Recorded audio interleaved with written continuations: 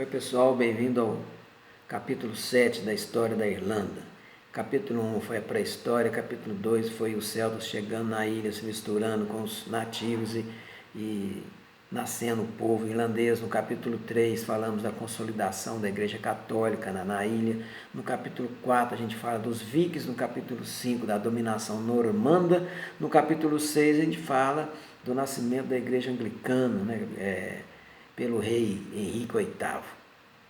Agora o capítulo 7, que começa a parte mais sangrenta da história da Irlanda, que é a era de Oliver Cromwell. Esse período vai de 1603 até 1691, seria o século XVII.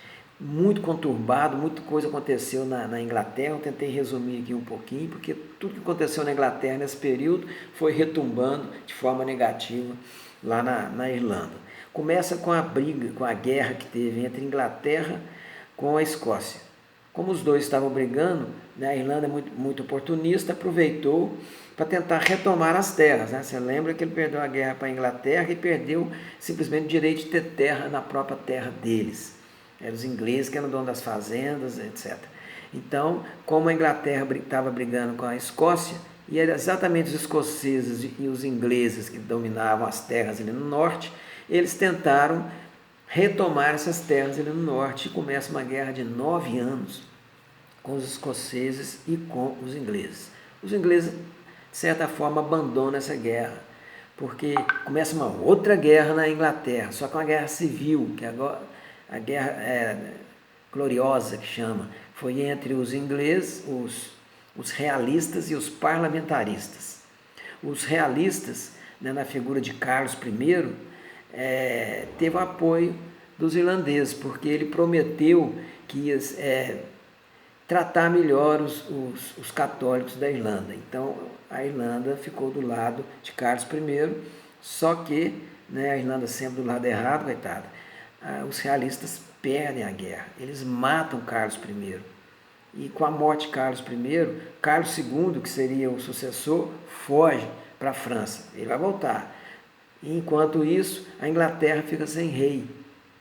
E, para surpresa minha, que eu não sabia, a Inglaterra se torna uma república. Ela se tornou uma república por pouco tempo, foi só no século XVII, mas se tornou. E quem era o manda-chuva? O cara que nem o Hitler, que era esse tal de Oliver Cromwell. Ele foi assumindo o poder e já invadindo a Irlanda, de raiva, porque a Irlanda apoiou os realistas. E aí começa a carnificina. Ele escravizou a metade da população. A Irlanda foi escravizada ou morta.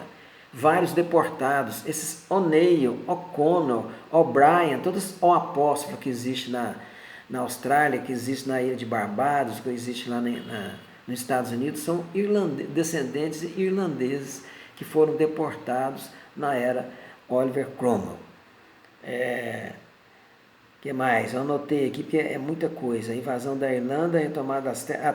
Com a invasão da Irlanda, os irlandeses que tinham retomado as terras no norte perdem as terras novamente, além da escravidão.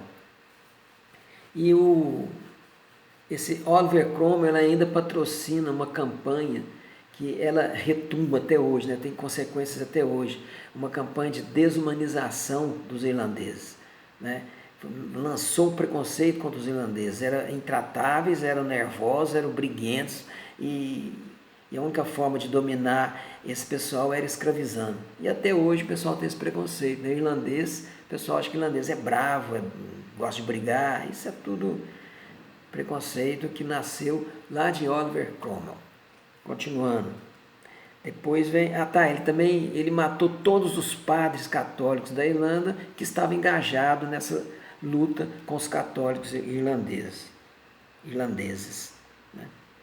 Com a morte de Oliver Cromwell, aí o Carlos II, que tinha fugido, volta para assumir o poder, porque o povo inglês já estava sentindo falta de rei, então aí acaba a república.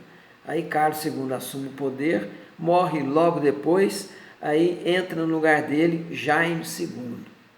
Aí começa toda a complicação novamente, porque para azar dos irlandeses, Jaime II era católico.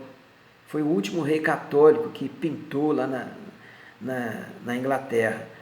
Azar por quê? Né, esse rei estava começando a patrocinar políticas, né, mais amenas com os irlandeses, mas o parlamentarismo era todo anglicano, e com isso a filha dele, vai para você ver, a filha de Jaime II, junto com seu sobrinho, ela chama Maria, ele era o Guilherme de Orange, os dois dão um golpe em Jaime II.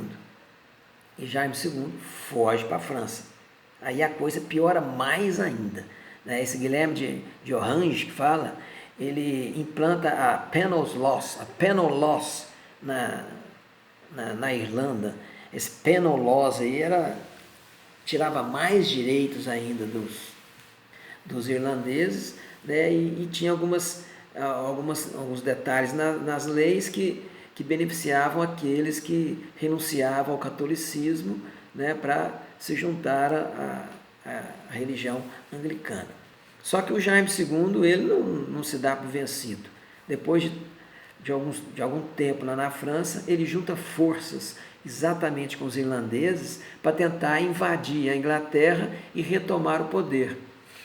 Aí vai piorar mais ainda a situação para os irlandeses. Né? A era Oliver Cromwell foi uma era, né, de chacinas, só de sofrimento, escravidão, de morte, mas acontece que eles apoiaram Jaime II e lá em Kinsale, no Porto de Kinsale, em Cork, eles perdem a guerra de novo para a Inglaterra, e aí a coisa, pronto, desanda. Aí desanda tudo, vem a próxima fase, que é essa fase 8 que eu vou falar, ela coincide também com a fase que os historiadores chamam de a dominação protestante na Irlanda. Isso eu vou falar semana que vem.